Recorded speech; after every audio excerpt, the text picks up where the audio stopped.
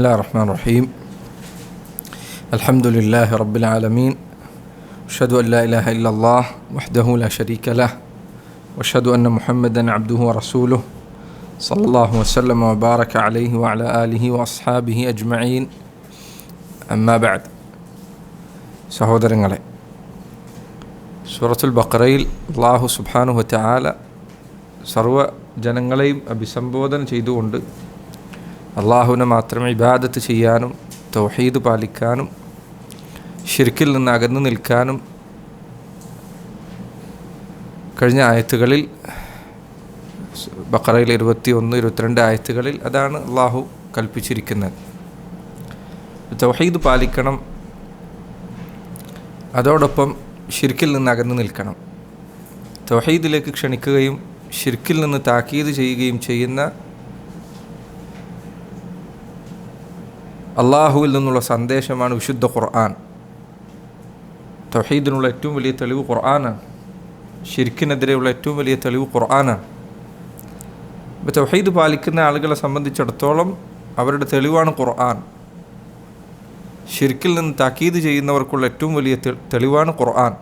അള്ളാഹു സുബ്ഹാനഹു വ തആല സൃഷ്ടികൾക്കുമേൽ അവതരിപ്പിച്ച അവൻ്റെ ഹുജ്ജത്താണത്, പ്രമാണമാണ്. അപ്പോൾ ഇനി ഖുർആൻ അതിലാർക്കെങ്കിലും സംശയമുണ്ടെങ്കിൽ അവരുടെ സംശയം ദൂരീകരിക്കാനുള്ള വഴിയാണ് അടുത്ത വചനങ്ങളിൽ, ഈ ആയത്തുകളിൽ അല്ലാഹു സുബ്ഹാനഹു വ തആല പറഞ്ഞിരിക്കുന്നത്. വഇൻ കുൻതും ഫീ റൈബിൻ മിമ്മാ നസ്സൽനാ അലാ അബ്ദിനാ ഫഅതൂ ബിസൂറത്തിൻ മിൻ മിസ്ലിഹി വദ്ഉ ശുഹദാഅക്കും മിൻ ദൂനില്ലാഹി ഇൻ കുൻതും സാദിഖീൻ ഫഇൻ ലം തഫ്അലൂ വലൻ തഫ്അലൂ ഫത്തഖു النار التي وقودها الناس والحجارة ഉഇദ്ദത് ലിൽ കാഫിരീൻ. ഇതാ ഈ ആയത്തിൽ അല്ലാഹു പറയുന്നത് വഇൻ കുൻതും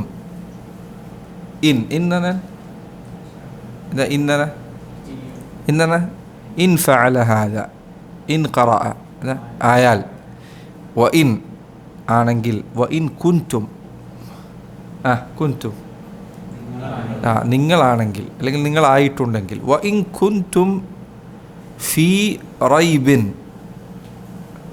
നിങ്ങളാണെങ്കിൽ എന്തിലാണെങ്കിൽ ഫീ ഒരു കാര്യത്തിൽ ഫീ റൈബിൻ റൈബ് സംശയം.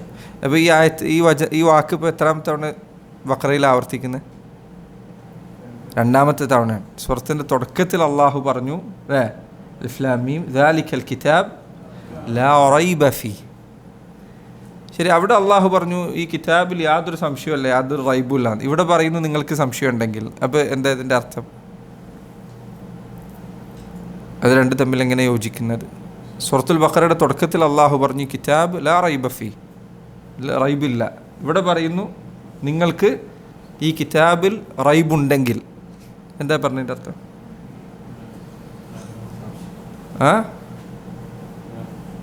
എന്താ അതിൻ്റെ അർത്ഥം? അന്ന് തഫ്സീർ നമ്മൾ പറഞ്ഞിരുന്നു, ഖുർആനിൽ റൈബില്ല എന്ന് പറഞ്ഞാൽ അതിൻ്റെ അർത്ഥം ഖുർആനിൽ സംശയിക്കപ്പെടാൻ അർഹതയുള്ള യാതൊരു കാര്യവുമില്ല. സംശയങ്ങളെല്ലാം നീക്കുന്ന തരത്തിലുള്ള ഗ്രന്ഥമാണിത് ഖുർആൻ. അത് പരിപൂർണമായ ഹക്കാണ്, അതിൽ സംശയത്തിന് യാതൊരു വകുപ്പുമില്ല. പക്ഷേ ഒരാളുടെ അജ്ഞതയോ വിവരക്കേടോ കാരണത്താൽ അയാൾക്ക് ചിലപ്പോൾ എന്ത് ചെയ്തേക്കാം, അതിൽ സംശയമുണ്ടായേക്കാം. നമ്മൾ പറഞ്ഞിരുന്നു, ഒരാൾ നട്ടുച്ചക്ക് ആകാശത്തേക്ക് നോക്കി സൂര്യന് വെളിച്ചമില്ല എന്ന് പറഞ്ഞാൽ അതിനർത്ഥം സൂര്യന് വെളിച്ചമില്ല എന്നിട്ടല്ല, അയാൾ കണ്ണിനത് പ്രശ്നമുള്ളത് കൊണ്ടാണ്. വിശുദ്ധ ഖുർആൻ എന്ന ഗ്രന്ഥം അതിനെ എടുത്തു നോക്കുകയാണെങ്കിൽ അതിൽ സംശയമില്ല. എന്നാൽ വ്യക്തികളെ എടുത്തു നോക്കുകയാണെങ്കിൽ അവരുടെ അറിവ് കുറവോ അജ്ഞതയോ അന്വേഷണത്തിലുള്ള കുറവോ കാരണത്താൽ അവർക്ക് ചിലപ്പോൾ സംശയം ബാധിച്ചേക്കാം. ഏതുപോലെ വിശുദ്ധ ഖുർആൻ മുത്തശാബിഹ് എന്ന് വിശേഷിപ്പിച്ചതുപോലെ ഖുർആനിൽ അവ്യക്തതയുള്ള ഒന്നുമില്ല. പക്ഷേ ഒരു വ്യക്തിയുടെ അറിവ് കുറവ് കാരണത്താൽ ചില ആയത്തുകളിൽ അവന് തശാബുഹ് ഉണ്ടായേക്കാം, അവ്യക്തത ഉണ്ടായേക്കാം. ഇവിടെ ഇതാണ് പറയുന്നത്, നിങ്ങൾക്ക് അവ്യക്തത ഉണ്ടെങ്കിൽ. ഖുർആനിൽ അവ്യക്തത ഉണ്ടെന്നല്ല, വഇൻ കുൻതും ഫീ റൈബിൻ, നിങ്ങൾക്ക് അവ്യക്തത ബാധിച്ചിട്ടുണ്ടെങ്കിൽ. വിശുദ്ധ ഖുർആനിൽ അവ്യക്തതയ്ക്കുള്ള യാതൊരു കാര്യവുമില്ല. പക്ഷെ നിങ്ങളുടെ അവ്യക്തത നീക്കാനുള്ള ഒരു വഴി ഇതാ, വഇൻ കുൻതും ഫീ റൈബിൻ മിമ്മാ നസ്സൽനാ അലാ അബ്ദിനാ മിൻ ഇൻ കുൻതും ഫീ റൈബിൻ, നിങ്ങൾ സംശയത്തിലാണെങ്കിൽ മിൻ ഇതിൽ നിന്ന്. മിമ്മ മാ എന്ന ഒരു കാര്യത്തിൽ നിന്ന്. മിൻ മ അതാണ് മിമ്മ. നിങ്ങൾ ഒരു കാര്യത്തിൽ സംശയത്തിലാണെങ്കിൽ കുന്തു ഫി റൈബ് മിമ്മ നസ്സൽന. ഏതാ ഫിഅൽ അത്?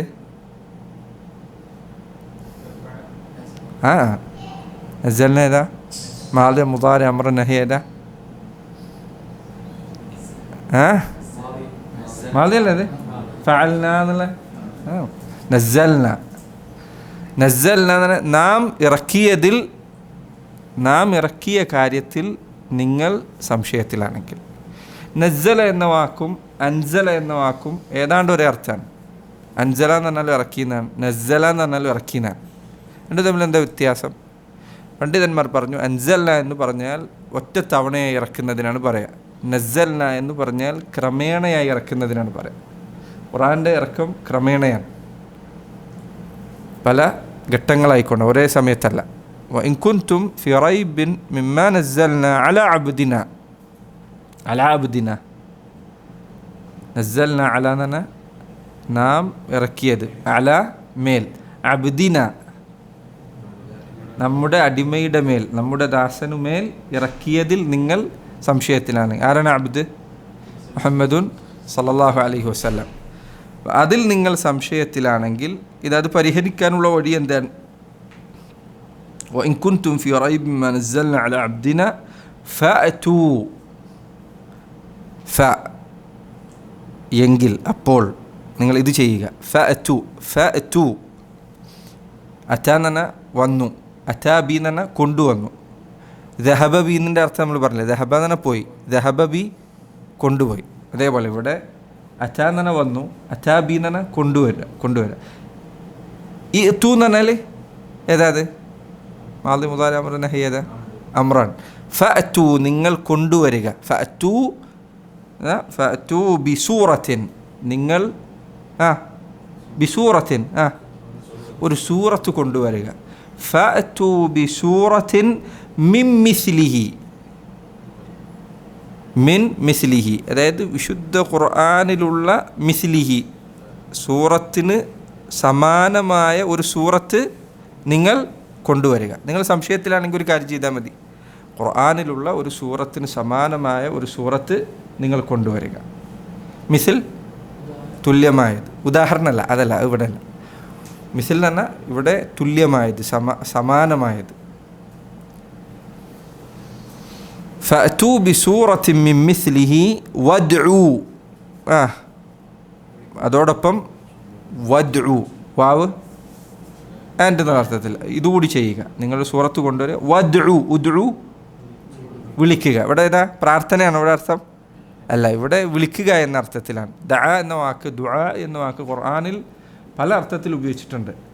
പ്രാർത്ഥന എന്നുള്ള അർത്ഥത്തിൽ ഉപയോഗിച്ചിട്ടുണ്ട്, വിളി എന്ന അർത്ഥത്തിൽ, തേട്ടം എന്ന അർത്ഥത്തിൽ ഒക്കെ ഉപയോഗിച്ചിട്ടുണ്ട്. അപ്പോൾ വദ്ഉ നിങ്ങൾ വിളിക്കുക. ശുഹദാഅക്കും ഷുഹദ ഷഹീദിൻ്റെ ബഹുവചനം, നിങ്ങൾക്ക് സാക്ഷികളായിട്ടുള്ള വദ്ഉ ശുഹദാഅക്കും നിങ്ങളുടെ സാക്ഷികളെ നിങ്ങൾ വിളിക്കുകയും ചെയ്യുക. ചിലർ പറഞ്ഞു ഷുഹദ എന്ന് പറഞ്ഞാൽ ഒരു കോടതിയിൽ ഞാനൊരു വാദം പറയുന്നു, എൻ്റെ ഷഹീദായി വരുന്നവൻ ആരാണ്? എൻ്റെ സഹായിയാണ്. ചില മുഫസ്സിരീങ്ങൾ പറഞ്ഞു ഷുഹദാഅക്കും, നമ്മുടെ തഫ്സീറിലതുള്ളത് അഅ്വാനക്കും നിങ്ങളുടെ സഹായികളെ വിളിച്ചോളുക. നിങ്ങൾക്ക് ആരൊക്കെ സഹായത്തിന് കിട്ടുമോ അവരൊക്കെ വിളിച്ചോളുക. നിങ്ങളെ ഈ കാര്യത്തിൽ സഹായിക്കാൻ ആരെങ്കിലും കിട്ടുമെങ്കിൽ അവരെയൊക്കെ വിളിച്ചുകൊള്ളുക. വദ്ഉ നിങ്ങൾ വിളിച്ചുകൊള്ളുക. ഷുഹദാഅക്കും നിങ്ങളുടെ സഹായികളെ. ചിലർ പറഞ്ഞു ഷുഹദ ഇവിടെ ഉദ്ദേശം നിങ്ങളുടെ ആരാധ്യന്മാരെ വിളിച്ചുകൊള്ളുക. നിങ്ങൾ ആരാധിക്കുന്ന ആരൊക്കെയുണ്ടോ അവരൊക്കെ വിളിച്ചോ. അള്ളാഹുവിന് പറഞ്ഞു വദ്ഉ ശുഹദാഅക്കും മിൻ ദൂനില്ലാഹ് അള്ളാഹുവിന് പുറമേയുള്ള നിങ്ങളുടെ ശുഹദാക്കളെയെല്ലാം നിങ്ങൾ വിളിച്ചുകൊള്ളുക. സാക്ഷികളെ അല്ലെങ്കിൽ സഹായികളെ അല്ലെങ്കിൽ ആരാധ്യ വസ്തുക്കളെ എല്ലാം നിങ്ങൾ വിളിച്ചുകൊള്ളുക. ഇൻ കുൻതും സ്വാദിഖീൻ. എന്നുള്ള വാക്ക് രണ്ടാമത്തെ തവണ ഇവിടെ വരുന്നത്. ഇൻ പറഞ്ഞാൽ ആണെങ്കിൽ.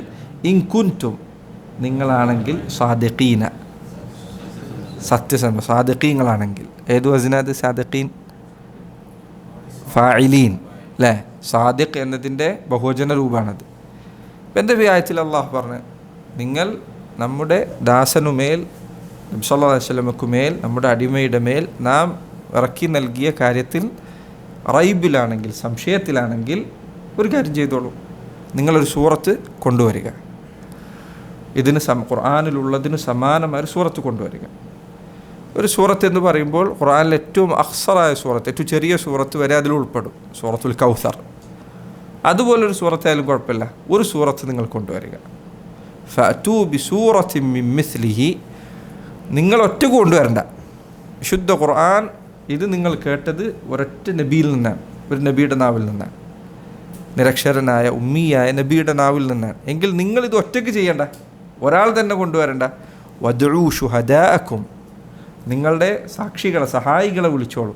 ചില മുഫസ്സിരീങ്ങൾ പറഞ്ഞു ഇതിൽ ശിർക്കിനെ തകർക്കുക എന്ന ഉദ്ദേശം കൂടിയുണ്ട്, ശിർക്കിനെ പൊളിക്കുക എന്ന ഉദ്ദേശം കൂടി ഈ ആയത്തിലുണ്ട്. എങ്ങനെയത്? എങ്ങനെയായിരിക്കും? അള്ളാഹുവിന് പുറമെ നിങ്ങൾ ആരാധിച്ചു കൊണ്ടിരിക്കുന്ന ആരാധ്യ വസ്തുക്കൾക്ക് പലതും സാധിക്കുമെന്നാണല്ലോ നിങ്ങൾ പറയുന്നത്. ശരി, അള്ളാഹു അവതരിപ്പിച്ച ഖുർആൻ ഇതാ. നിങ്ങളുടെ ദൈവങ്ങൾ ഈ ഖുർആൻ പോലൊന്നും കൊണ്ടുവരണ്ട, ഇതിലുള്ള ഒരു സൂറത്തിന് സമാനമായൊരു സൂറത്ത് കൊണ്ടുവന്നാൽ മതി. ജിന്നിനെ വിളിച്ചോ, മലക്കിനെ വിളിച്ചോ, ആരെ വിളിച്ചോ നിങ്ങൾ വിളിച്ചോ. നിങ്ങൾ ആരൊക്കെയാണോ വിളിച്ചു തേടുന്നത്, ആരൊക്കെ ഉണ്ടോ അവരൊക്കെ വിളിച്ചോളൂ. നിങ്ങളുടെ ആരാധ്യ വസ്തുക്കൾക്ക് ഇതുപോലൊന്ന് കൊണ്ടുവന്ന് തരാൻ കഴിയുന്നില്ലെങ്കിൽ അതിൻ്റെ അർത്ഥം എന്താണ്? നിങ്ങൾ സഹായം തേടിക്കൊണ്ടിരിക്കുന്ന ഈ ആരാധ്യ വസ്തുക്കൾക്ക് അള്ളാഹു സുബ്ഹാനഹു വ തആല അവതരിപ്പിച്ച ഖുർആനിന് സമാനമായ ഒന്ന് കൊണ്ടുവരാൻ, അത് കവച്ചു വെക്കുന്നത് കൊണ്ടുവരാൻ പറഞ്ഞിട്ടില്ല, സമാനമായത് മതി. ഫഅ്തൂ ബിസൂറത്തിൻ മിൻ മിസ്ലിഹി വദ്ഉ ശുഹദാഅക്കും മിൻ ദൂനില്ലാഹ്. അപ്പോൾ അതിൽ ഒരർത്ഥത്തിൽ എന്തുകൂടിയുണ്ട്? ഷിർക്ക് ബാത്തിലാണ് എന്ന ഓർമ്മപ്പെടുത്തൽ കൂടി അതിലുണ്ട്. ഇൻ കുൻതും സാദിഖീൻ, നിങ്ങൾ സത്യസന്ധരാണെങ്കിൽ.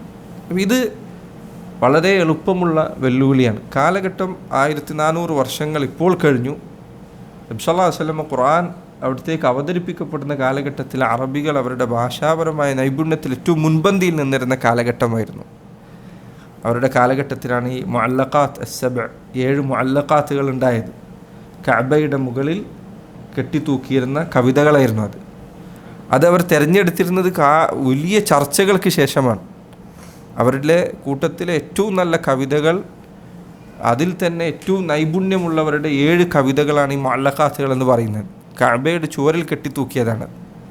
പണ്ഡിതന്മാർ ചിലർക്കാണ് ആ മുഅല്ലഖാത്തുകളിൽ ഏറ്റവും ഭാഷാ നൈപുണ്യമുള്ള ഇമ്രുൽ ഖൈസിൻ്റെ ഒരു കവിതയുടെ കുറച്ചു ഭാഗം പണ്ഡിതന്മാരിൽ ചിലർ വിശുദ്ധ ഖുർആനിൻ്റെ മഹത്വം ബോധ്യപ്പെടുത്തുന്ന ഒരു ഗ്രന്ഥത്തിൽ പഴയ കാലത്ത് പണ്ഡിതന്മാർ എടുത്തു കൊടുത്തിട്ട് ഇവരിത് 2 കൊടുത്തേക്കാണ്. ഇമ്രുൽ ഖൈസിൻ്റെ കവിത എടുത്തു കൊടുക്കുകയും എന്നിട്ട് അതിലുള്ള ആശയപരമായ ഭംഗിയും മനോഹാരിതയും ഒക്കെ വിവരിച്ചതിന് ശേഷം ഖുർആനിലെ 1-2 ആയത്തുകൾ കൊടുത്തതിന് ശേഷം ഇത് രണ്ടും നിങ്ങൾ താരതമ്യം ചെയ്ത് നോക്കൂ. അറബികൾ ഒരു കാലഘട്ടത്തിൽ അവരുടെ ഏറ്റവും വലിയ സാഹിത്യ ഭംഗിയുള്ള വാക്കുകൾ എന്ന് പറഞ്ഞു കൊണ്ടുവന്നത് ഇതാ. ഖുർആൻ നിങ്ങൾ നോക്കൂ, ഇത് രണ്ടും എത്ര വലിയ വ്യത്യാസമുണ്ട്. അതിനെക്കുറിച്ച് അറിവുള്ള, ധാരണയുള്ള, ഭാഷയെക്കുറിച്ച് കേവലമായ പരിചയമുള്ള ഏതൊരാൾക്കും ഇത് മനസ്സിലാകും. അതുകൊണ്ടാണ് ചരിത്രത്തിൽ വിശുദ്ധ ഖുർആനിൻ്റെ ഈ വെല്ലുവിളി അതിനെ നേരിടാൻ പരിശ്രമിച്ച ചില ആളുകൾ ഉണ്ടായിട്ടുണ്ട്. ഉദാഹരണത്തിന് മുസൈലിമത്തുൽ കദ്ദാബ്, കള്ളപ്രവാചകനായിരുന്ന മുസൈലിമ വിശുദ്ധ ഖുർആനിൻ്റെ ഈ വെല്ലുവിളിയെ നേരിടാൻ ശ്രമിച്ച ആളാണ്.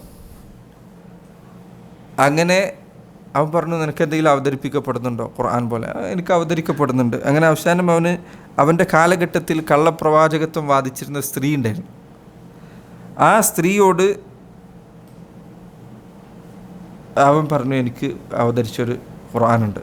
എന്താണ് അവതരിച്ചത്? അവൻ പറഞ്ഞു കൊടുത്തു, അലം തറ കൈഫ ഫഅല റബ്ബുക ബിൽ ഹുബ്ല, ഗർഭിണി അള്ളാഹു എന്ത് ചെയ്തു നീ കാണുന്നില്ലേ? അഖ്റജ മിൻഹാ നസമതൻ തസ്അ, അതിൽ നിന്ന് മുട്ടിലഴിയുന്നൊരു കുട്ടിയെ പുറത്തു കൊണ്ടുവന്നിരിക്കുന്നു.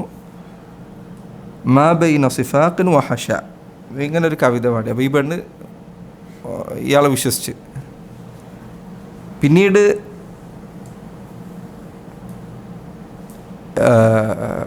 മുസൈലിമത്തുൽ കദ്ദാബിൻ്റെ കൂട്ടത്തിൽപ്പെട്ട ചില ആളുകളെ തടവുകാരായി പിടിച്ച് അബൂബക്കർ സിദ്ദീഖ് റളിയല്ലാഹു അൻഹുവിൻ്റെ അടുത്ത് കൊണ്ടുവന്നു.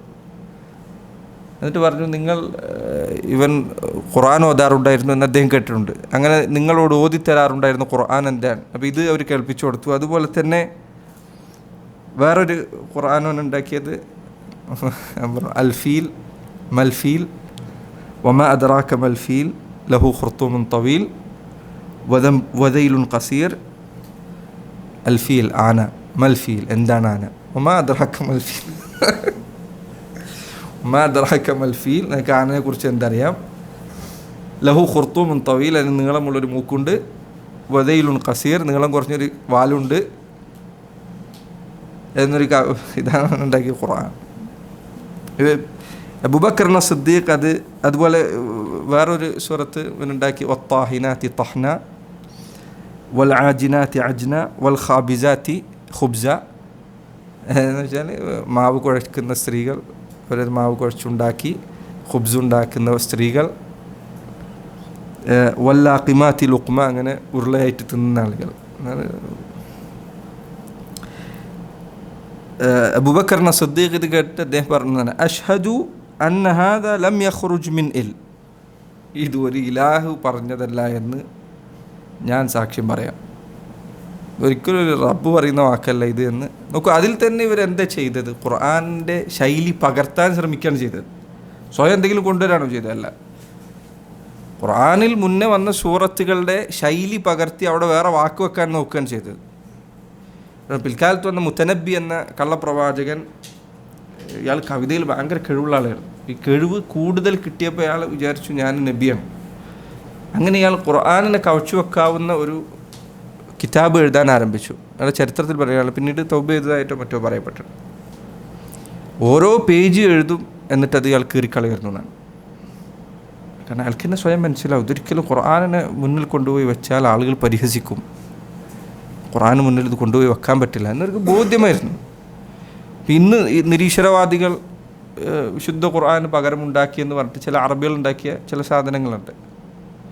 ഖുർആൻ എന്താണോ ഖുർആനിൽ എങ്ങനെയാണോ പറഞ്ഞിട്ടുള്ളത് അതിനെ കേവലം വാക്കുകൾ മാറ്റിവെച്ച് അതേ ശൈലി കോപ്പി ചെയ്തുകൊണ്ടാണ്. എന്നാൽ അതിൽ വല്ല ആശയമുണ്ടോ? ഒരു ആശയവുമില്ല. പലതും ആശയം വളരെ വികൃതമാണ്, ഒരു അടിസ്ഥാനമില്ലാത്തതാണ്.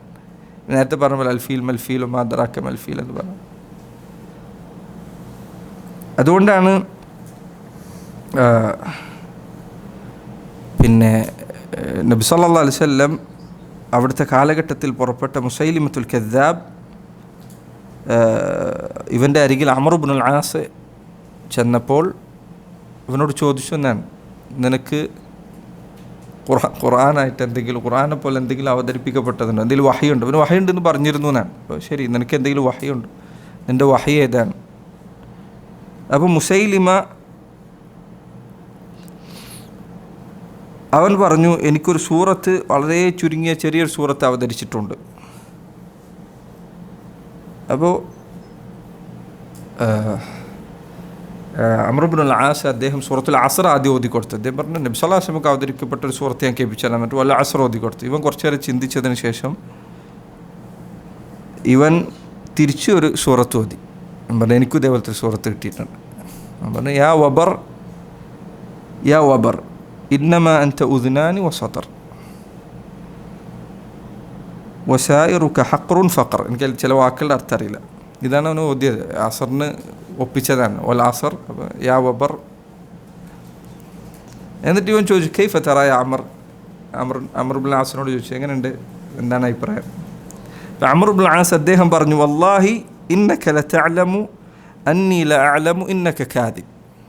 നീ കള്ളനാണെന്ന് എനിക്കറിയാമെന്ന് നിനക്കറിയാമെന്ന് എനിക്ക് ഉറപ്പാണ്. ഇത് കളവാന്നുള്ളതിൽ യാതൊരു സംശയമല്ല. അമർ ഇബ്നുൽ ആസ് പറഞ്ഞ വാക്കുണ്ട്, അതിലുണ്ട് ഇവൻ പറഞ്ഞ വാക്കിനേക്കാൾ ഭംഗി. അപ്പോൾ ഖുർആനിനെ പരാജയപ്പെടുത്താൻ വേണ്ടി പിൽക്കാലത്ത് പല ശ്രമങ്ങൾ ഉണ്ടായിട്ടുണ്ട്. പക്ഷേ പരിഹാസ്യമായ രൂപത്തിൽ അത് തകർക്കപ്പെടുകയാണ് ചെയ്തത്. വിശുദ്ധ ഖുർആൻ അതിൻ്റെ അജാസ്, വിശുദ്ധ ഖുർആൻ ഈ വെല്ലുവിളി, ഇങ്ങനത്തെ ആയത്തുകൾക്കാണ് ആയാത്തു തഹദ്ദി എന്ന് പറയുക, വെല്ലുവിളിയുടെ ആയത്തുകൾ. ഖുർആനിൽ പല സ്ഥലത്ത് വന്നിട്ടുണ്ട്.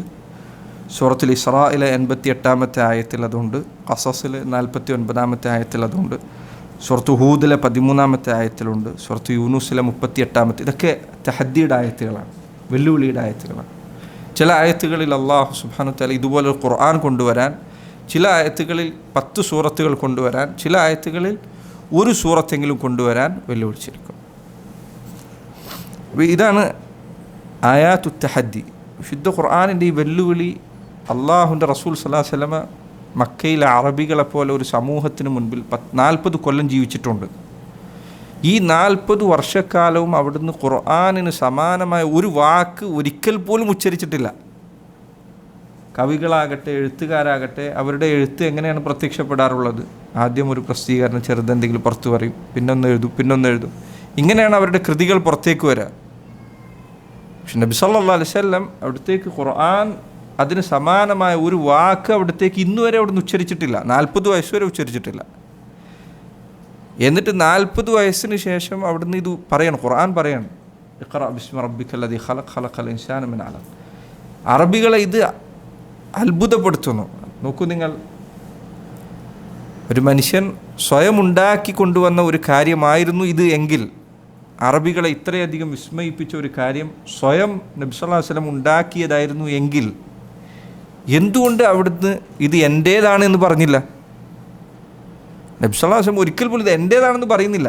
സ്വയം ഉണ്ടാക്കിയതാണെങ്കിൽ ഒരാൾ അതിൻ്റെ ക്രെഡിറ്റ് ആദ്യം തന്നെ അവകാശപ്പെടാനല്ലേ ശ്രമിക്കുക. നബി സല്ലല്ലാഹു അലൈഹി വസല്ലം ഇത് ഒരിക്കലും എൻ്റേതാണ്, ഇതിലെ ഒരു വാക്കുപോലും എൻ്റേതാണെന്ന് പറയുന്നില്ലെന്ന് മാത്രമല്ല, ഖുർആനിലെ പല ആയത്തുകളും നബി സല്ലല്ലാഹു അലൈഹി വസല്ലമയെ തിരുത്തുന്നതാണ്. അതാകട്ടെ ചിലപ്പോൾ ശക്തമായ ഭാഷയിലാണ്. അബസ വതവല്ല. നോക്കൂ, അബസ്ത എന്നും കൂടിയല്ല പറഞ്ഞത്, നീ മുഖം തിരിച്ചു എന്നല്ല. അബസ വതവല്ല. അദ്ദേഹം അവിടുന്ന് അബസ മുഖം ചുളിച്ചിരിക്കുന്നു, വതവല്ല തിരിഞ്ഞു കളഞ്ഞിരിക്കുന്നു. നോക്കൂ, ആ ആയത്തിൽ അള്ളാഹു പറഞ്ഞെന്താ? അബസ വതവല്ല അൻ ജാഅഹുൽ അഅമ വമാ യുദ്രീക ലഅല്ലഹു യസ്സക്ക. വമാ യുദ്രീക ലഅല്ലഹു യസ്സക്ക. അന്ധനായ ആ മനുഷ്യൻ ഉപദേശം കേട്ട് നന്നായിക്കാം അല്ലെങ്കിൽ നന്നാകാതിരുന്നേക്ക് നിനക്ക് എന്തറിയാം? മാ യുദ്രീക യാ അയ്യുഹൻ നബി ലിമ തുഹർറിമു മാ അഹല്ലല്ലാഹു ലക്. നബിയെ, അള്ളാഹു ഹലാലാക്കിയത് താങ്കൾ എന്തിനാണ് ഹറാമാക്കുന്നത്? ചോദ്യത്തിൻ്റെ ശക്തി നോക്കും. അതും അവിടുത്തെ കുടുംബത്തിൽ നടന്നൊരു കാര്യമാണത്, വീട്ടിൻ്റെ ഉള്ളിൽ നടന്ന സംഭവം. എങ്ങനെയാണ് നബി സല്ലല്ലാഹു അലൈഹി വസല്ലം ഇത് ആൾക്കാർക്ക് നിസ്കാരത്തിൽ ഓതാൻ വേണ്ടി ഒരു സൂറത്തായിട്ട് എഴുതി വെക്കുക? ഒരു ബുദ്ധിയുള്ള ഒരാൾ ചിന്തിച്ചാൽ മനസ്സിലാവില്ലേ? ഖുർആനിലെ നബി സല്ലല്ലാഹു അലൈഹി വസല്ലമയെ ആക്ഷേപിച്ചുകൊണ്ടുള്ള ആയത്തുകൾ ഏറ്റവും ശക്തമായ തെളിവുകളിലൊന്നാണ്. ഖുർആൻ അള്ളാഹുവിൻ്റെ റസൂൽ സല്ലല്ലാഹു അലൈഹി വസല്ലം എഴുതിയതല്ല എന്നുള്ളത്, അതിൽ അവിടത്തേക്ക് യാതൊരു പങ്കുമില്ല എന്ന്. അതുകൊണ്ട് ആയിഷ ബീവി പറഞ്ഞത്, അവിടത്തേക്ക് എന്തെങ്കിലും ഒന്ന് മറച്ചു വെക്കുമായിരുന്നെങ്കിൽ അവിടുന്ന് സെയ്ദ് ഇബ്നു സാബിത്തിൻ്റെ സംഭവം, സെയ്ദ് ഇബ്നു ഹാരിസയുടെ സംഭവം മറച്ചു വെക്കുമായിരുന്നു. നബി സല്ലല്ലാഹു അലൈഹി വസല്ലം സൈനബ് റളിയല്ലാഹു അൻഹയുമായി സെയ്ദിൻ്റെ വിവാഹവുമായി ബന്ധപ്പെട്ട പ്രശ്നങ്ങൾ അത് അവിടുന്ന് മറച്ചു വെക്കുമായിരുന്നു. എന്തെങ്കിലും ഒന്ന് അവിടത്തേക്ക് മറച്ചു വെക്കാൻ കഴിയുമായിരുന്നെങ്കിൽ അവിടുന്ന് അത് മറച്ചു വെക്കുമായിരുന്നു. അവിടത്തേക്ക് അത്രയധികം പ്രയാസമുണ്ടാക്കിയ വിഷയങ്ങളൊന്നാണത്. നബി സല്ലല്ലാഹു അലൈഹി വസല്ലം അള്ളാഹുവിനെ അനുസരിച്ചുകൊണ്ട് അള്ളാഹുവിൻ്റെ വിധി അനുസരിക്കുകയാണ് ചെയ്തത്. ഇങ്ങനെ എത്രയോ ആയത്തുകൾ ഈ അടുത്ത കാലഘട്ടത്തിലായി പണ്ഡിതന്മാരുടെ എഴുതിയ കിതാബാണ് അന്നബഉൽ അദീം എന്ന ഗ്രന്ഥം. വിശുദ്ധ ഖുർആനിൻ്റെ ഇജാസ്, ഖുർആൻ അള്ളാഹുവിൽ നിന്നുള്ളതാണ് എന്ന് സംശയലേശമന്യേ തെളിയിക്കുന്ന ചില കാര്യങ്ങൾ അതിൽ അദ്ദേഹം കൊടുത്തിട്ടുണ്ട്. അതിൽ അദ്ദേഹം പറഞ്ഞ ഒരു കാര്യം ഇതാണ്. അദ്ദേഹം പറഞ്ഞു, റസൂലുള്ളാഹി സ്വല്ലല്ലാഹു അലൈഹി വസല്ലം അവിടുന്ന് വിശുദ്ധ ഖുർആൻ അവിടുന്ന് ജനങ്ങൾക്ക് കേൾപ്പിച്ചു നൽകിയത് 23 വർഷത്തെ ദൈർഘ്യം കൊണ്ടാണ്. 23 വർഷം എടുത്തിട്ടുണ്ട്. ശരി, ഈ 23 വർഷം ഇത് ക്രമത്തിലല്ല അവതരിച്ചത്. ആദ്യം ഇഖ്റ ബിസ്മി 5 ആയത്തെ അവതരിക്കുന്നു, പിന്നെ സൂറത്തുൽ മുദ്ദസ്സിറിലെ കുറച്ച് ആയത്തുകൾ അവതരിക്കുന്നു. പിന്നീട് അവതരിക്കുന്നത് പലതും ചില സൂറത്തുകൾ ആദ്യം അവതരിക്കും, അതിൻ്റെ കുറച്ച് തുടക്കഭാഗം അവതരിക്കും, ചിലത് ഇടയിൽ ചില ആയത്തുകൾ വരും, പിന്നെ അതിൻ്റെ ഇടയിൽ ഈ പറഞ്ഞ രണ്ടിൻ്റെ ഇടയിൽ വേറെ ചില ആയത്തുകൾ വരും. ഒരാളെ സംബന്ധിച്ചിടത്തോളം 23 കൊല്ലമെടുത്ത് ഇങ്ങനെ ഒരു എന്താ പറയുക, നമ്മൾ പറയില്ലേ ചിത്രം പസിൽ വെക്കുന്നത് പോലെ ഒരു ഗ്രന്ഥം എഴുതാൻ ഒരിക്കലും മനുഷ്യന് സാധിക്കില്ല. ഇങ്ങനെ 23 വർഷങ്ങൾ കൊണ്ട് പല സ്ഥലങ്ങളിലായി വചനങ്ങൾ വന്നു. എന്നിട്ട് ഇത് അവസാനം ഒരു കിതാബായി വന്നു. എന്നിട്ട് ഇത് ആദ്യം മുതൽ അവസാനം വരെ ഓതുമ്പോൾ അതിൽ യാതൊരു ക്രമക്കേടും കാണുന്നില്ല. കൃത്യമായ ക്രമത്തിലാണ്, കൃത്യമായ ആശയ ഭംഗിയിലാണ്. കൈകാര്യം ചെയ്യുന്ന വിഷയങ്ങളാകട്ടെ വൈവിധ്യങ്ങളായ വിഷയങ്ങളാണ്, ഒരു വിഷയമല്ല. അതുകൊണ്ടാണ് പിന്നെ സെമീൻ പല പണ്ഡിതന്മാർക്കും പഴയകാലം മുതലേ ഉള്ള ചർച്ചയിൽപ്പെട്ടതാണ് വിശുദ്ധ ഖുർആനിൻ്റെ ഈ വെല്ലുവിളി. ഇഅ്ജാസ് ഖുർആൻ നിങ്ങൾക്ക് കൊണ്ടുവരാൻ സാധിക്കില്ല എന്ന് പറഞ്ഞില്ലേ, ഇത് ഏതു കാര്യത്തിലാണ്? ഇതുപോലെ ഒരു സാഹിത്യ ഭംഗിയുള്ള ഗ്രന്ഥം കൊണ്ടുവരാൻ കഴിയില്ലെന്നാണോ വെല്ലുവിളി? അതല്ലെങ്കിൽ ഇതുപോലെ ആശയസമ്പുഷ്ടമായ ഒരു കാര്യം? രണ്ടും തമ്മിൽ വ്യത്യാസമുണ്ടല്ലോ, നിങ്ങൾക്കറിയാലോ. ഒന്ന് സാഹിത്യമാണ്. സാഹിത്യത്തിൽ ചിലപ്പോൾ ആശയത്തിന് വലിയ പ്രാധാന്യം ഉണ്ടാവില്ല, സാഹിത്യ ഭംഗി മാത്രം ശ്രദ്ധിച്ചാൽ മതി.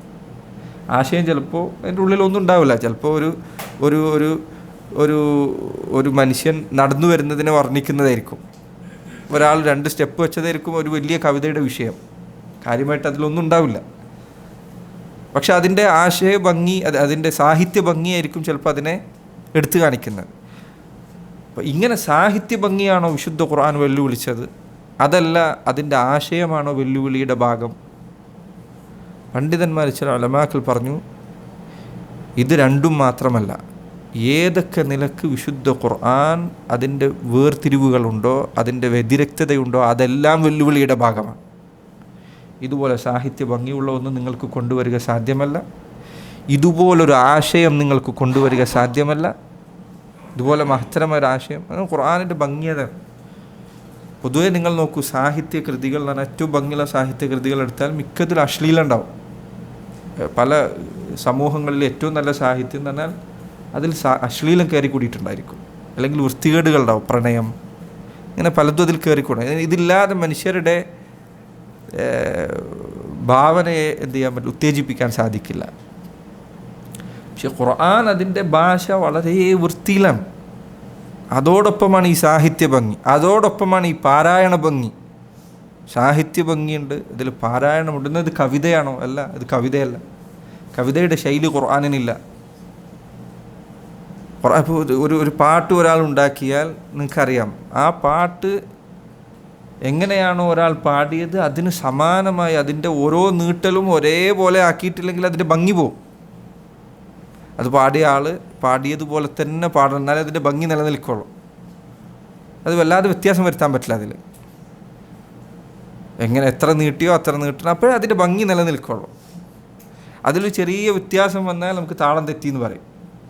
പക്ഷെ വിശുദ്ധ ഖുർആൻ ആലോചിച്ച് നോക്കും, ഇവിടെ 10 ആൾക്കാരുണ്ടെങ്കിൽ 10 ആൾ ഓതിയാൽ 10 രൂപത്തിലായിരിക്കും അത് ഓതുന്നത്. അതായത് അതിൻ്റെ അവരുടെ പാരായണത്തിൻ്റെ രീതിയിൽ വ്യത്യാസമുണ്ടായിരിക്കും. പക്ഷേ ഈ 10ഉം ഭംഗിയുള്ളതാണ്. ചിലപ്പോൾ സുബ്ഹാനല്ലാഹ് ഒരു വളരെ വൃദ്ധനായ പരുക്കനായ ശബ്ദമുള്ളൊരു മനുഷ്യൻ ഖുർആൻ ഓതുന്നത് എത്ര ഭംഗിയിലായിരിക്കും. അയാൾക്ക് വേറെ അയാൾ സംസാരിക്കുകയോ അല്ലെങ്കിൽ ഒരു പാട്ട് പാടുകയോ ചെയ്ത് കഴിഞ്ഞാൽ അയാളുടെ ശബ്ദം കേൾക്കുന്നിടത്ത് ആൾക്കാർ ചിലപ്പോൾ മാറി നിൽക്കും. പക്ഷെ ഖുർആൻ അയാൾക്ക് ഓതാൻ തുടങ്ങിയാൽ അയാൾ വൃദ്ധനാണ്, അയാളുടെ ശബ്ദം അങ്ങേയറ്റം പോയിട്ടുണ്ട്, പക്ഷേ എത്ര മനോഹരമായിരിക്കും. അതുകൊണ്ടാണ് ചില അസറുകളിൽ വന്നതുപോലെ നിങ്ങൾ വിശുദ്ധ ഖുർആൻ കൊണ്ട് നിങ്ങളുടെ ശബ്ദത്തിന് ഭംഗി നൽകുക എന്ന് വന്നതായി കാണാം. ഖുർആൻ ശബ്ദത്തിന് വരെ ഭംഗി നൽകുന്നത് കാണാം. ആളെ ശബ്ദം സാധാരണ സംസാരിച്ചാൽ ചിലപ്പോൾ ഇത്ര ഭംഗി ഉണ്ടാവില്ല, ഖുർആൻ ഓതിയാൽ അതിന് ഭംഗി വരുന്നത് കാണാം. ഇത്രയും കാലം എത്ര മനുഷ്യരിത് ഓതുന്നു, എത്ര തരത്തിൽ ഇത് പാരായണം ചെയ്യുന്നു. ഇങ്ങനെ ഖുർആനിൻ്റെ ഇഅ്ജാസിൻ്റെ ഭാഗങ്ങൾ പലതാണ്. ചിലർ പറഞ്ഞു അതിലെ വൃത്താന്തങ്ങൾ അങ്ങേറ്റം കൃത്യമാണ്, സത്യസന്ധത പുലർത്തുന്നതാണ്. അള്ളാഹു പറഞ്ഞു, വതമ്മത് കലിമതു റബ്ബിക സിദ്ഖൻ വഅദ്ലൻ. സിദ്ഖൻ, അതിൽ പറഞ്ഞ കാര്യങ്ങൾ അത്ര കൃത്യമാണ്. ഓരോ വാക്കും അത് സത്യത്തോട് പരിപൂർണമായി അടുത്ത് നിൽക്കുന്നതാണ്. ഇപ്പോൾ നോക്കൂ, ഈ ശാസ്ത്രം ഇത്രയും പുരോഗമിച്ചു, പല കാര്യങ്ങൾ മനുഷ്യർ കണ്ടെത്തുന്നു. ഈ കണ്ടെത്തലുകൾ ഒന്നും തന്നെ ഖുർആനിലെ പ്രസ്താവനകൾക്ക് വിരുദ്ധമാകുന്നില്ല. അതായത് സ്ഥാപിക്കപ്പെട്ട വസ്തുതകൾ, നിങ്ങൾക്കറിയാലോ, സയൻസിൽ തിയറി ഉണ്ടാവാം, ഹൈപ്പോത്തിസിസുകൾ ഉണ്ടാകാം, പ്രൂവ് ചെയ്ത വസ്തുതകൾ ഉണ്ടായിരിക്കാം. വസ്തുതകൾക്കൊരിക്കലും ഖുർആനിലെ ഒരു പരാമർശവും എതിരാകുന്നില്ല. വസ്തുതകൾക്ക് പ്രത്യേകം ശ്രദ്ധിക്കുക. മനുഷ്യരുടെ ഹൈപ്പോത്തിസിസ് ഇങ്ങനെ ആയിരിക്കാം, അനുമാനങ്ങൾ ഉണ്ടായിരിക്കാം, അതിനെക്കുറിച്ചല്ല ഞാൻ പറയുന്നത്. സ്ഥാപിക്കപ്പെട്ട ഒരു വസ്തുത ഒരിക്കലും ഇത്രയും വർഷം കഴിഞ്ഞിട്ടും ഇതിന് വിരുദ്ധമായി, ഇതൊരിക്കലും ശരിയാണെന്ന് പറയാൻ സാധിക്കില്ല. എന്നു പറയാവുന്ന ഒരു കാര്യം ഖുർആനിൽ കാണാനില്ല. ഉദാഹരണത്തിന് ഗർഭിണികളെക്കുറിച്ചുള്ളത്, ആകാശത്തിൻ്റെ വിസ്തീർണതയെക്കുറിച്ച്, അതിൻ്റെ വിശാലതയെക്കുറിച്ചുള്ളത്, ഇങ്ങനെ ഖുർആനിൽ വന്ന കാര്യങ്ങൾ എടുത്തു നോക്കിയാൽ ഇവയൊന്നും ഒരിക്കലും കടലിൻ്റെ ഇരുട്ടിനെ കുറിച്ച് സുബ്ഹാനല്ലാഹ് നബി സല്ലല്ലാഹു അലൈഹി വസല്ലം കടലിൽ യാത്ര ചെയ്തിട്ടില്ല. അവിടുന്ന് ഒരിക്കൽ പോലും കടലിൽ യാത്ര ചെയ്തിട്ടില്ല. പക്ഷെ കടലിനെ കുറിച്ച് എത്ര പരാമർശങ്ങൾ ഖുർആനിലുണ്ടെന്ന് അറിയോ? അവിടുന്ന് ആകെ യാത്ര ചെയ്ത് ഷാമിലേക്കാണ് ഖുർആൻ അവതരിക്കുന്നതിന് മുൻപ്. കടലിലൂടെ നബി സല്ലല്ലാഹു അലൈഹി വസല്ലം യാത്ര ചെയ്തിട്ടില്ല. ആകാശമെന്നാൽ അവിടത്തേക്ക് ആ കാലഘട്ടത്തിലെ ജനങ്ങൾക്കുണ്ടായിരുന്ന വിവരം മേലേക്ക് നോക്കിയാൽ കാണുന്നതാണ്. മേഘങ്ങളെക്കുറിച്ച് സുബ്ഹാന അത്ഭുതകരമായ കാര്യം, ഇക്കാലഘട്ടത്തിൽ ആൾക്കാർ ചിലർ കാണുക, ഇസ്ലാമിൽ ക്ഷണിക്കുന്ന ചില ആളുകൾ ചോദിക്കുന്നതാണ്, മേഘങ്ങളെക്കുറിച്ച് ചിലർ ചോദിക്കും, മേഘങ്ങൾക്ക് എത്ര വെയിറ്റ് ഉണ്ടെന്നാണ് നിങ്ങൾ വിചാരിക്കുന്നത്? പല ആൾക്കാരും പറഞ്ഞു, ഇത് കണ്ടാൽ എന്താ തോന്നിക്കുന്നത്? വളരെ വെയിറ്റ് കുറവാണെന്നാണ് തോന്നിക്കുന്നത്, കണ്ടാൽ അങ്ങനെയാണ് തോന്നിക്കുന്നത്. ശുദ്ധ ഖുർആനിൽ മേഘങ്ങളെക്കുറിച്ച് പരാമർശിച്ചപ്പോൾ മേഘങ്ങൾ ഭാരമുള്ളതാണ് എന്നാണ് അള്ളാഹു അറിയിച്ചത്. ഇതിനെക്കുറിച്ച് പഠിക്കുന്ന ആളുകൾ പറയുന്നത് ഇത് ടൺ കണക്കിന് ഭാരമുള്ളതാണ് ഈ നിൽക്കുന്ന മേഘങ്ങൾ. അപ്പോൾ ഖുർആൻ ഒരിക്കലും വസ്തുതകൾക്ക് വിരുദ്ധമാകുന്നില്ല. അതായത് സാഹിത്യ ഭംഗി ഒരു സ്ഥലത്ത് നിലനിർത്തുന്നു, വൃത്താന്തങ്ങൾ സത്യസന്ധമാണ്. സുബ്ഹാനല്ലാഹ്, ഉദാഹരണത്തിന് ചരിത്രപരമായ പഠനങ്ങൾ നടത്തിയ ആളുകൾ പറഞ്ഞതായി കാണാം, ഈജിപ്തിലെ കഥകൾ വിശുദ്ധ ഖുർആനിൽ പല സ്ഥലത്തുണ്ട് അല്ലേ? ഒന്ന് മൂസാ നബിയുടെ ചരിത്രം, രണ്ട് യൂസുഫ് നബിയുടെ ചരിത്രം. മൂസാ നബിയുടെ ചരിത്രം വിവരിക്കവേ മൂസാ നബിയുടെ കാലഘട്ടത്തിലെ ഭരണാധികാരിയെ ഫിർഔൻ എന്നാണ് ഖുർആൻ വിശേഷിപ്പിച്ചത്. യൂസുഫ് നബിയുടെ കാലഘട്ടം എത്തിയപ്പോൾ ഫിർഔൻ എന്നല്ല വിശേഷിപ്പിച്ചത്. യൂസുഫ് നബി മുൻപാണ്, മൂസാ നബിയുടെ മുൻപാണ്. മറിച്ച് മലിക്കു മിസർ എന്നാണ് പറഞ്ഞത്, മിസറിലെ രാജാവ് എന്നാണ് പറഞ്ഞത്. ചരിത്രകാരന്മാർ പറയുന്നു ഫിർഔനിൻ്റെ കാലഘട്ടം, മൂസാ നബിയുടെ കാലഘട്ടത്തിലാണ് മിസറിലെ രാജാക്കന്മാർക്ക് ഫിർഔൻ എന്ന സ്ഥാനപ്പേര് നൽകി തുടങ്ങിയത്. ആ കാലഘട്ടത്തിൽ മാത്രമുള്ള പേരാണത്. യൂസുഫ് നബിയുടെ കാലഘട്ടത്തിൽ ഫിർഔൻ എന്ന പേരില്ല, ആ കാലഘട്ടത്തിൽ ആ പ്രയോഗം വന്നിട്ടില്ല. ഈ ചരിത്രത്തെക്കുറിച്ച് പഠിക്കുന്ന ഓരോ ഇതിൻ്റെ രേഖകൾ പഠിക്കുന്ന ആളുകൾ പറയുന്നു ഇത് പിൽക്കാലഘട്ടത്തിൽ വന്നതാണ്. നോക്കൂ, അതിൽ വരെ കൃത്യമായ പദങ്ങളാണ് ഖുർആൻ പ്രയോഗിച്ചത്. ഇങ്ങനെ ഖുർആനിൻ്റെ വിവരണങ്ങൾ വളരെ കൃത്യമാണ്. വിശുദ്ധ ഖുർആനിൽ വിധിവിലക്കുകൾ എടുത്തു നോക്കിയാലോ, വിധിവിലക്കുകൾ എടുത്തു നോക്കിയാൽ അത് അദ്ലാണ്, നീതിയാണ്. നീതിക്കപ്പുറത്തുള്ളത് ഒന്നുമില്ല, അനീതിയായ ഒരു കാര്യവുമില്ല. തമ്മത് കലിമത്തു റബ്ബിക സിദ്ഖൻ വഅദ്ലൻ, അദ്ലുള്ളതാണ്, നീതിയുള്ളതാണ്. അത് ഏതൊക്കെ കാര്യങ്ങളിൽ, ഏതൊക്കെ വിഷയങ്ങൾ. ഞാനിത് കൂടുതൽ ഇത് മാത്രം പറയുകയാണെങ്കിൽ അതിന് മാത്രം പറയാനുണ്ട്. ഖുർആനിൻ്റെ ഇജാസിൻ്റെ രൂപങ്ങൾ നോക്കൂ. ഈ ഗ്രന്ഥം സുബ്ഹാനല്ലാഹ്, വിശുദ്ധ ഖുർആൻ ഹെഫ്ള് ചെയ്യുന്നത് നോക്കൂ നിങ്ങൾ ആളുകൾ. ഖുർആൻ ഹെഫ്ള് ചെയ്യുന്നത് എത്ര പേജുണ്ട്? ഒരു മുസ്ഹഫ് 600 പേജുകൾക്ക് അപ്പുറത്തുണ്ട്. ഖുർആൻ ഹെഫ്ള് ചെയ്യുന്ന ആളുകളുടെ അവസ്ഥ നോക്കൂ നിങ്ങൾ. അറബി ഭാഷ സംസാരിക്കാത്ത ചെറിയ മക്കൾ, അറബിയിൽ ചിലപ്പോൾ ഒരു വാക്കിൻ്റെ അർത്ഥം പോലും അറിയാത്ത കുട്ടികൾ, ഒരു വാക്കിൻ്റെ അർത്ഥം പോലും അറിയാത്ത ചിലപ്പോൾ കുട്ടികളുണ്ടാവും. നമ്മളെ നാട്ടിലൊക്കെ മലയാളികളായിട്ട് ജീവിക്കുന്ന കാര്യമായ ഒരു പദത്തിൻ്റെ അർത്ഥം അവർക്ക് അറിയുണ്ടാവില്ല. അവർ കാണാം 5-10 വയസ്സാകുമ്പോഴത്തേക്ക് കാണാം ഖുർആൻ പരിപൂർണമായി ഹെഫ്ളാക്കുന്നു. ഇവർക്ക് ഈ പറഞ്ഞ നഹ്വ് അറിയില്ല, ഗ്രാമർ അറിയില്ല, ഒന്നും അറിയില്ല. ഒരു കിതാബ് ആദ്യം മുതൽ അവസാനം വരെ ഒരു ഹെഫ്ളാക്കുന്നു. അറബിയിലുള്ള ആൾക്കാർ മാത്രമാണോ ഇത് ഹിഫ്ളാക്കുന്നത്? അല്ല, അനറബികൾ ഹിഫ്ളാക്കുന്നു. വലിയ പണ്ഡിതന്മാർ മാത്രമാണ് ഹാഫിളീങ്ങളായിട്ടുള്ളത്? അല്ല. ചിലപ്പോൾ അല്ലേ, നമ്മൾ പലപ്പോഴും നിസ്കരിക്കാൻ പോയാൽ ചിലപ്പോൾ ഒരു കടയിൽ ജോലി എടുക്കുന്ന ആളായിരിക്കും, അല്ലെങ്കിൽ ചിലപ്പോൾ ക്ലീനിങ് ജോലി എടുക്കുന്ന ആളായിരിക്കും ഇമാം വെക്കുന്നത്. അയാൾ ഖുർആൻ ഹിഫ്ളുണ്ടായിരിക്കും. വിശുദ്ധ ഖുർആൻ ഇങ്ങനെ എത്ര ആളുകളാണ് ഇത് ഹിഫ്ളാക്കിയത്? ചരിത്രത്തിൽ എത്ര ഗ്രന്ഥങ്ങളുണ്ട് എഴുതപ്പെട്ടത്, ഏതൊക്കെ വിഷയങ്ങളിലുണ്ട്? ഇങ്ങനെ ഹിഫ്ളാക്കപ്പെട്ട ഗ്രന്ഥമില്ല. ഓരോ മതങ്ങൾക്കും അവരുടെ ഗ്രന്ഥങ്ങളുണ്ട്. ഏതെങ്കിലും പണ്ഡിതന്മാരോട് ചോദിച്ചു നോക്കൂ, നിങ്ങൾക്ക് നിങ്ങളെ പുസ്തകം മുഴുവൻ ഹിഫ്ളാണോന്ന്, ബൈബിള് ചോദിച്ചു നോക്കൂ. ഒരു പേജ് ഹിഫ്ളുണ്ടോയെന്ന് വെച്ച് കഴിഞ്ഞാൽ ഉണ്ടാവില്ല. അതാകട്ടെ ഇത് ഹിഫ്ളാക്കുന്നത് അർത്ഥമറിയുന്നവർ കൂടിയല്ല, അർത്ഥമറിയാത്ത ആൾക്കാരാണ് ഹിഫ്ളാക്കുന്നത്. വലഖദ് യസ്സർനൽ ഖുർആന ലിദ്ദിക്ർ ഹൽ മിൻ മുദ്ദക്കർ. ഖുർആൻ നാം എളുപ്പമുള്ളതാക്കിയിരിക്കുന്നു. ഇങ്ങനെ വിശുദ്ധ ഖുർആനിൻ്റെ ഇജാസ് ഈ വിഷയത്തിൽ പണ്ഡിതന്മാർക്ക് അനേകം ഗ്രന്ഥങ്ങളുണ്ട്. ഖുർആനിൻ്റെ ഇജാസ് എന്നത് ഒരു അമുസ്ലിമായ ഒരാളെ കണ്ടാൽ ഒരു മനുഷ്യൻ ഇസ്ലാമിലേക്ക് ക്ഷണിക്കുമ്പോൾ നമുക്ക് പറഞ്ഞു കൊടുക്കാനുള്ള ഏറ്റവും പ്രധാനപ്പെട്ട കാര്യങ്ങളിലൊന്നാണ് ഖുർആൻ എന്താണ് എന്നത്. അതാണ് അല്ലാഹു സുബ്ഹാനഹു വ തആല ഈ ആയത്തിൽ പറഞ്ഞത്, നിങ്ങൾ സത്യസന്ധരാണെങ്കിൽ ഇതാ ഉമ്മിയായ ഒരു നബി കൊണ്ടുവന്ന ഗ്രന്ഥം അതിലെ ഏതെങ്കിലും ഒരു അധ്യായത്തിന് സമാനം ഒരു 3 വചനം കൊണ്ടുവന്നാൽ ഇന്നാ അഅ്തൈനാക്കൽ കൗസർ ഫസല്ലി ലറബ്ബിക വൻഹർ ഇന്ന ശാനിഅക ഹുവൽ അബ്തർ, അതല്ലെങ്കിൽ വൽ അസ്ർ ഇന്നൽ ഇൻസാന ലഫീ ഖുസ്ർ ഇല്ലല്ലദീന ആമനു വഅമിലു സ്സാലിഹാത്തി വതവാസൗ ബിൽ ഹഖ് വതവാസൗ ബിസ് സബ്ർ. ഇതേപോലെ ഒരു അധ്യായം എത്ര സമയം എടുത്ത് അത് ഓതി തീർക്കാൻ 10 സെക്കൻഡ് പോലും വേണ്ടി വന്നില്ല. ഈ ഒരു 10 സെക്കൻഡിനുള്ളിൽ പറഞ്ഞു തീർക്കാവുന്ന ഒരു അധ്യായം നിങ്ങൾ കൊണ്ടുവന്നാൽ, ഇതിന് സമാനമായത് കൊണ്ടുവന്നാൽ ഖലാസ്, ഇത്രയും കാലഘട്ടം മുസ്ലിമീങ്ങൾ എന്തൊന്നിലാണോ വിശ്വസിച്ചതെന്ന് നിങ്ങൾക്ക് തകർക്കാൻ സാധിക്കും. നിങ്ങൾ ഇത്രയും പൈസ മുടക്കി ഈ പറഞ്ഞ ഇസ്ലാമിനെതിരെയുള്ള എല്ലാ ആരോപണങ്ങളും കൊണ്ടുനടക്കേണ്ടതില്ല. ഇത് മാത്രം ചെയ്താൽ മതി.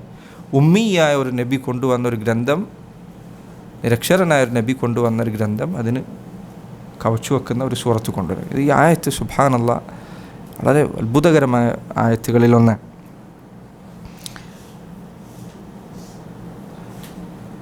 ഇതിൻ്റെ തഫ്സീറിലുള്ളത് വഇൻ കുൻതും അയ്യുഹൽ കാഫിറൂനൽ മുആനിദൂൻ ഫീ ശക്കിൻ മിനൽ ഖുർആൻ الذي نزلناه على عبدنا محمد صلى الله عليه وسلم وإن كنتم നിങ്ങളാണെങ്കിൽ അയ്യുഹൽ കാഫിറൂൻ അൽ മുആനിദൂൻ. അൽ കാഫിർ, ഇത് ഈ ആയത്ത് ആരെയാണ് അഭിസംബോധന ചെയ്യുന്നത്? കുഫാറുകളെയാണ്. അതിൽ അത് പ്രത്യേകം എടുത്തു കൊടുക്കാൻ അല്ലാഹു അലം ഒരു കാരണമുള്ളത്. ഈ ആയത്തിൻ്റെ തഫ്സീർ ചില മുഫസ്സിരീങ്ങൾ പറഞ്ഞു ഇത് വേദക്കാരോട് മാത്രമുള്ളതാണ് എന്ന് പറഞ്ഞ ആളുകളുണ്ട്. പക്ഷേ അല്ലാഹു അലം ഇത് വേദക്കാർക്ക് മാത്രമുള്ളതല്ല, മുസ്ലിം അല്ലാത്ത എല്ലാ ആളുകൾക്കും ഇത് ബാധകമാണ്. അയ്യുഹൽ കാഫിറൂൻ അതിൽ വേദക്കാരും മുശ്രിക്കീങ്ങളും അല്ലാത്തവരും ഒക്കെ ഉൾപ്പെട്ടിരിക്കും. വഇൻ കുൻതും അയ്യുഹൽ കാഫിറൂൻ അൽ മുആനിദൂൻ. അൽ മുആനിദൂൻ, മുആനിദ് അറിഞ്ഞുകൊണ്ട് സത്യം നിഷേധിക്കുന്നവർക്കാണ് മുആനിദ് എന്ന് പറയുക. ആനദ എന്ന വാക്കിൽ നിന്നാണ് അത് വന്നിരിക്കുന്നത്. ഫീ ഷക്കിൻ, നിഷേധികളെ നിങ്ങൾ സംശയത്തിലാണെങ്കിൽ, മിനൽ ഖുർആനില്ലദീ നസ്സൽനാഹു, നാം ഇറക്കി നൽകിയ ഖുർആനിൽ നിങ്ങൾ സംശയത്തിലാണെങ്കിൽ. നോക്കൂ, ഈ ആയത്ത് അള്ളാഹുവിൻ്റെ ഉലു, അള്ളാഹു മുകളിലാണെന്ന് സ്ഥാപിക്കുന്ന ആയത്തുകളിൽപ്പെട്ടതാണ്. ഇബ്നു ഖുദാമ റഹിമഹുല്ലാഹ് കിതാബ് തന്നെയുണ്ട്, കിതാബുൽ ഉലു എന്ന് പറഞ്ഞിട്ട്, അള്ളാഹുവിൻ്റെ ഔന്നത്യം ഏറ്റവും മുകളിലാണ് എന്ന് ബോധ്യപ്പെടുത്തും. എങ്ങനെ ഇതിൽ അത് തെളിവുണ്ട്? ശൻറ്റു നസ്സൽന എന്ന് പറയുന്ന അള്ളാഹു ഇറക്കി എന്നാണ് പറയുന്നത്. ഇറക്കണമെങ്കിൽ ഇത് മുകളിൽ നിന്ന് വന്നതായിരിക്കണം. അള്ളാഹുവിൻ്റെ അടുത്തേക്ക് അമലുകൾ എന്താ ചെയ്യുന്നത്? വൽ അമലു സാലിഹു യർഫഉ, അമലു സാലിഹത്തിൽ കയറിപ്പോവാണ്. മലക്കുകൾ തഅറുജുൽ മലായികത്തു, മലക്കുകൾ കയറിപ്പോവാണ്. അറജ അല്ലെ മഅരിജ്, തഅറുജു എന്ന് പറഞ്ഞാൽ കയറിപ്പോവാന്നാണ്. മലക്കുകൾ കയറിപ്പോവാണെങ്കിൽ അള്ളാഹു മുകളിലാണ്. ഖുർആൻ അവിടെ നിന്നാണ് ഇറങ്ങി വന്നതെങ്കിൽ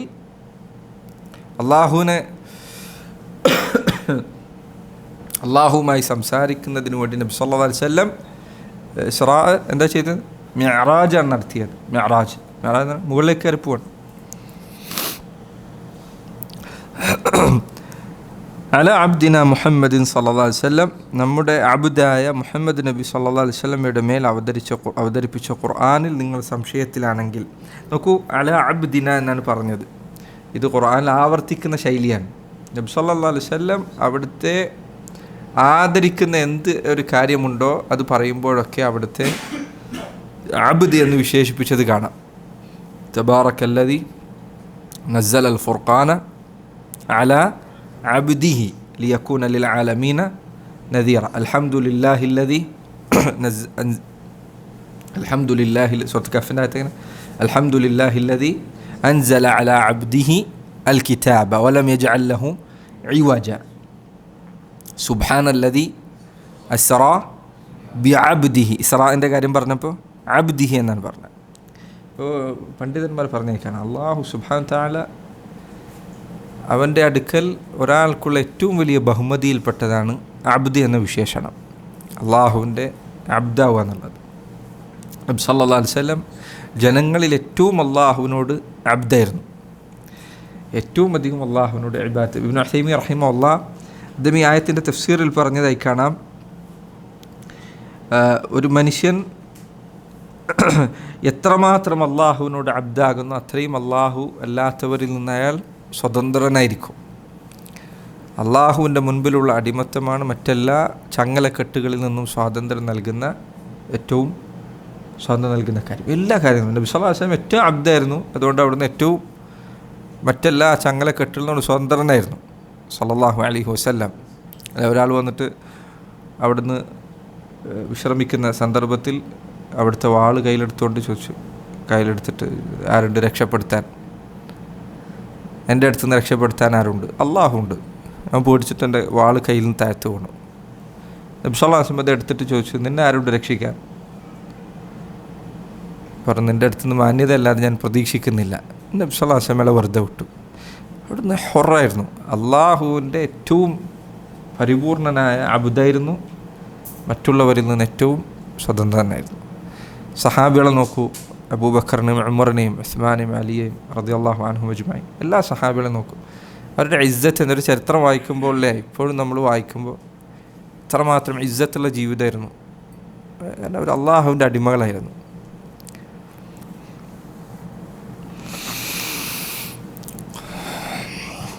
وتزعمون أنه ليس من عند الله. تزعمون زعم ജൽപ്പിക്ക, നിങ്ങൾ ജൽപ്പിക്കുന്നെങ്കിൽ അന്നഹു ലൈസ മിൻ ഇൻദില്ലാഹ്, അന്നഹു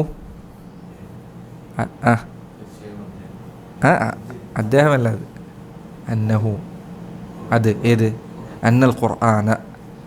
വതസ്ഉമൂന അന്നൽ ഖുർആന, ഈ ഖുർആൻ ആണെന്ന് നിങ്ങൾ വാദിക്കുന്നെങ്കിൽ എന്താണെന്ന്? ലൈസ മിൻ ഇൻദില്ലാഹ്, ലൈസ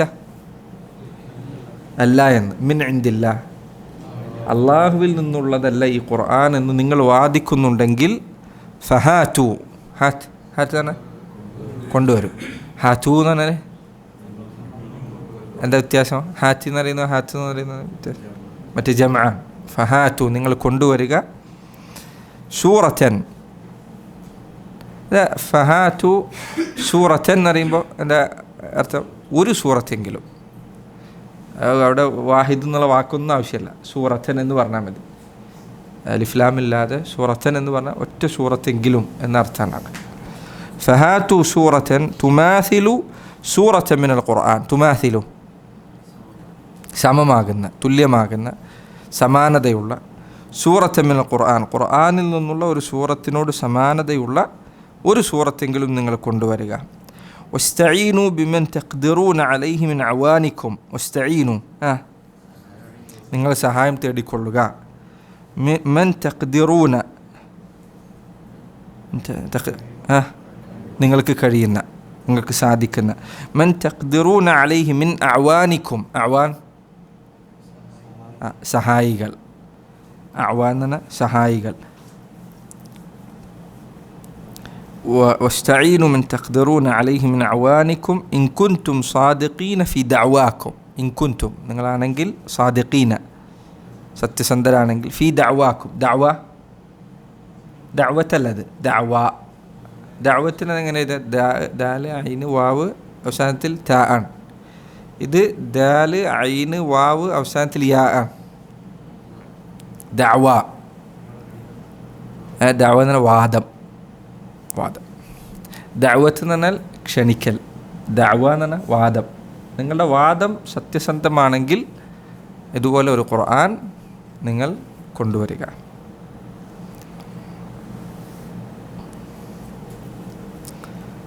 ഇൻഷാ അല്ലാഹ് അടുത്ത ആയത്ത് നമുക്ക് അടുത്ത ദർസിലെടുക്കാം.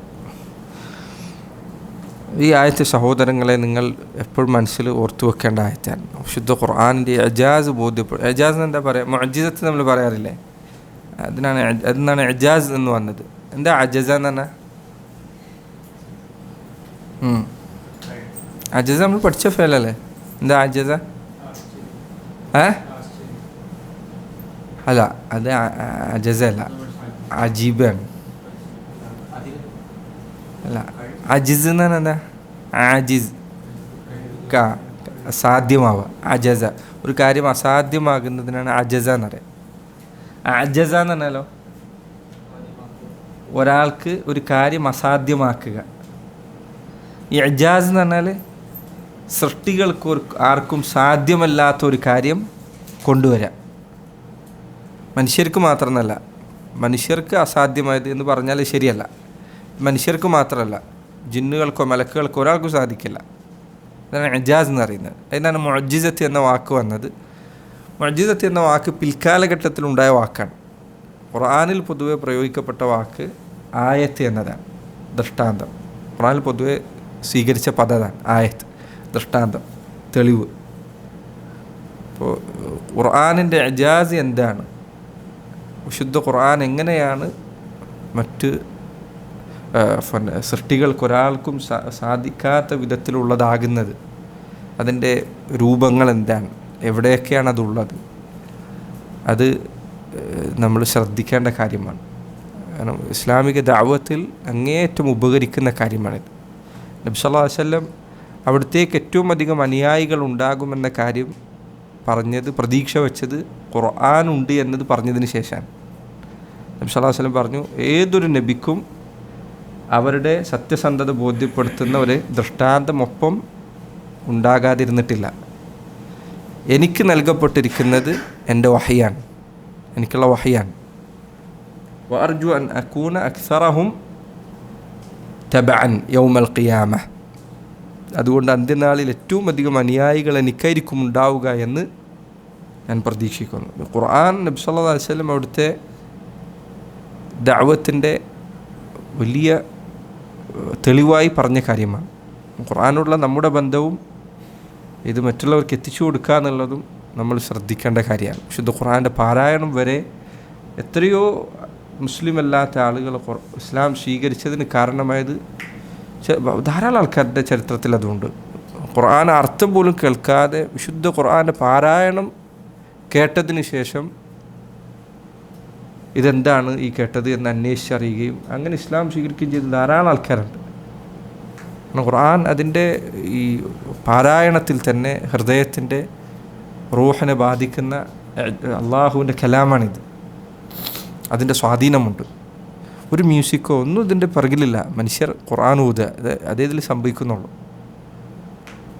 ഖുർആനിൻ്റെ ഈ ഭംഗി ജനങ്ങൾക്ക് എത്തിച്ചു കൊടുക്കുക എന്നുള്ളത് ഇന്ന് കാലത്ത് വളരെ എളുപ്പമുള്ളൊരു കാലമാണ്. സ്റ്റാറ്റസും മറ്റൊക്കെ വെച്ച് ചിലപ്പോൾ ആരെങ്കിലും കേൾക്കാൻ അത് മതിയാകുന്നത്. എത്ര ആളുകൾ തൗബയിലേക്ക് എത്തിയത്, ഖൈറിലേക്ക് എത്തിയത് ആയത്തുകൾ കേട്ടുകൊണ്ടാണ്. അല്ലാഹു തആല അഅലമു ബിസ്സവാബ്. സല്ലല്ലാഹു അലൈഹി വസല്ലം വബാറക അലാ നബീന മുഹമ്മദ് വഅലാ ആലിഹി വസഹ്ബിഹി വസല്ലം. സുബ്ഹാനക.